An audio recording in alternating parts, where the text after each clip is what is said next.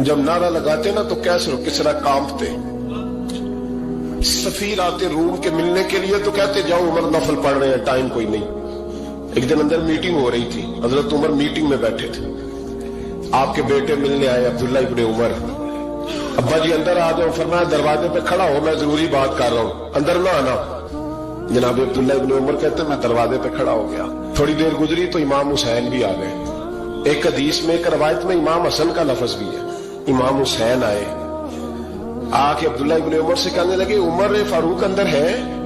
तो कहा वो अंदर तो है। तो कहा आप क्यों दरवाजे पे खड़े?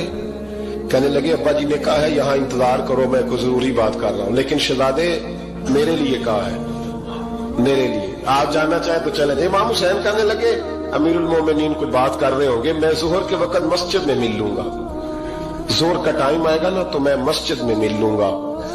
ये कह के चले गए। हजरत उमर बाहर आए तो हजरत अब्दुल्ला इब्ने उमर से कहा कि कोई आया तो नहीं? अर्ज की हुजूर हुसैन इब्ने अली आए, हुसैन इब्ने अली। तो कहा अंदर क्यों नहीं भेजा? कहा मैंने कहा था बेशक चले जाएं, लेकिन वो कह रहे थे कि मैं जोहर के वक्त मस्जिद में मिल लूंगा। तो सैयदना उमर फारूक फरमाने लगे अब्दुल्ला तुझे तेरी मां रोए, हुसैन को क्यों वापस भेजा? फिर उमर दुनियादारों के सामने डटना, खड़ा होना उमर पे खत्म है, लेकिन जो अंदर की बात है ना, रूह की, जो अकीदत की बात है, जो वफा का रिश्ता है, उसको कौन समझे? ये जो रूह की मजबूरियां हैं, ये जो वफा की मजबूरियां हैं, इसे लोग क्या समझें? इन्हें क्या पता कि मुर्शद के बेटे के पैर चूमने में हुस्न क्या होता है? इन्हें क्या पता कि जब उस्ताद का बेटा घर में आता है तो दिल करता है मकान बेच के इसे दे दें, इसके बाप की नेकियां बड़ी हैं। जनाब उमर फारूक दौड़े गए, इमाम हुसैन के दरवाजे पे दस्तक दी। इमाम हुसैन बाहर रखा, शहजादे यार मिलने आए थे, बगैर मिले क्यों आ गए? अर्ज की कि आप मसरूफ थे, आपके अपने बेटे भी दरवाजे पे खड़े थे, तो मैं वापस आ गया। इमाम हुसैन कहते उमर जज्बात में आ गए, सर से पगड़ी गिर गई, कहने लगे हुसैन मेरे बेटे का और हुसैन का क्या मुकाबला? क्या उसकी मां का नाम फातिमा ज़हरा है? क्या उसकी नानी का नाम खदीजतुल कुबरा है? क्या उसके नाने का नाम मोहम्मद मुस्तफा है? और फिर सर से पगड़ी उतरी थी, अपने बाल जोर से पकड़ लिए, कहने लगे हुसैन मैं ना मक्के में ऊंट चराया करता था और डंडों से मार खाता था अपने बाप से। ये जो आज सारी दुनिया में उमर के नारे लगते हैं, ये तेरे नाने का सदका है। शहजादे मेरी वफा और मेरी वफा में जब तेरा दिल करे ना दौड़ के आ जाया कर। उमर तो लोग, एक दिन इमाम हुसैन ने आगे ना जनाबे फारूक आजम से कहा, खुतबा दे रहे थे बच्चों की तभी शुरू में, पता नहीं क्या बात आई इमाम हुसैन के दिल में, कहने लगे उमर नीचे उतरो, ये मेरे नाना का मिंबर है। तो हजरत सैयदना उमर सुनो, कभी मेरा भी बच्चा आ जाए तो मैं कहता हूं इसको पकड़ो यार, बच्चों को तो नहीं ना जुम्मों में मतलब जिक्र किया जाए, उतरना मेरे नाने का मिंबर है। जनाब उमर उतर के नीचे खड़े हो गए, तो कहा जाके अपने नाने के मिंबर पे बैठ। तो हजरत उमर रो पड़े, कहने लगे शहजादे मेरे नाने का मिंबर ही कोई नहीं है ही नहीं, ये मिंबर ये मुसल्ले ये तेरे नाने की शान है, मेरे नाने का कोई मिंबर नहीं, तेरे ही नाने का मिंबर है।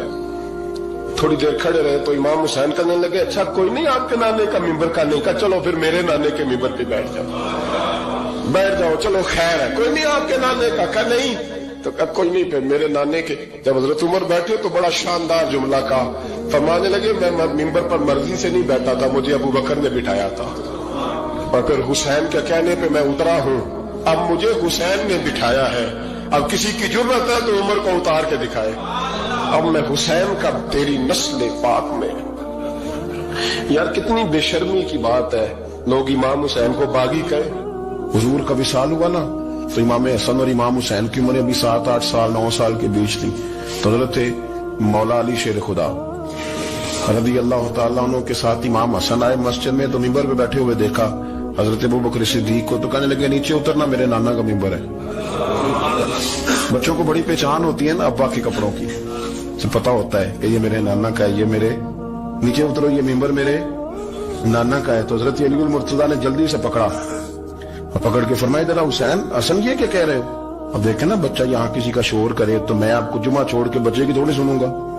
मैं कहूंगा कि भाई ठीक हो गया, बच्चे को ले जाओ, जरा इससे पीछे करो, जुमे के बाद बात करते हैं। लेकिन वो थे ना रसूलुल्लाह के नवासे, और हजरत अबू बकर सिद्दीक अजमत और शान को समझते थे। उन्होंने कहा नीचे उतरिए, मेरे नाने का मिंबर है।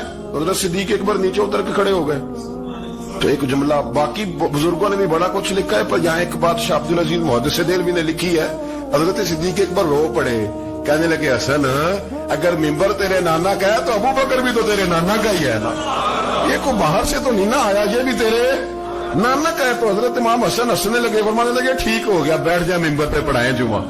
समझ आ गई है बात की, पढ़ाएं जुमा।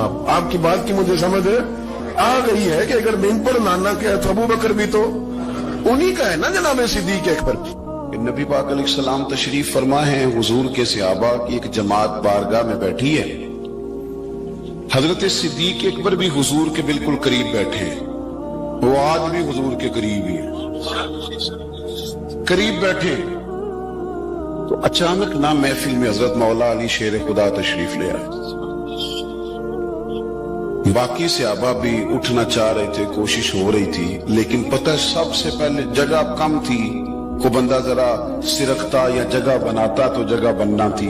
बाकी भी उठना चाह रहे थे, लेकिन सबसे पहले हजरत सिद्दीक अकबर उठे। हजरत मौला अली का बाजू पकड़ के थाम के हुजूर के करीब बिठाया, खुद जरा थोड़े से पीछे होके बैठ गए। अब बोला नहीं कोई, वहां लोग कम बातें करते थे, वहां लोग बोला है पाए नजर होश में आ, ये कुवे नबी है।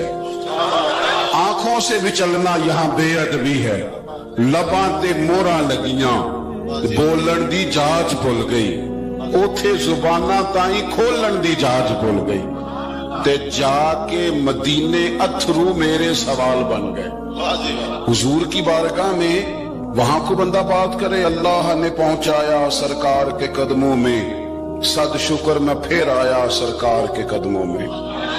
कुछ लम्हे सलामी को ठहरा हूं मवाजा पर, फिर मुझको अदब लाया, फिर मुझको अदब लाया सरकार के कदमों में।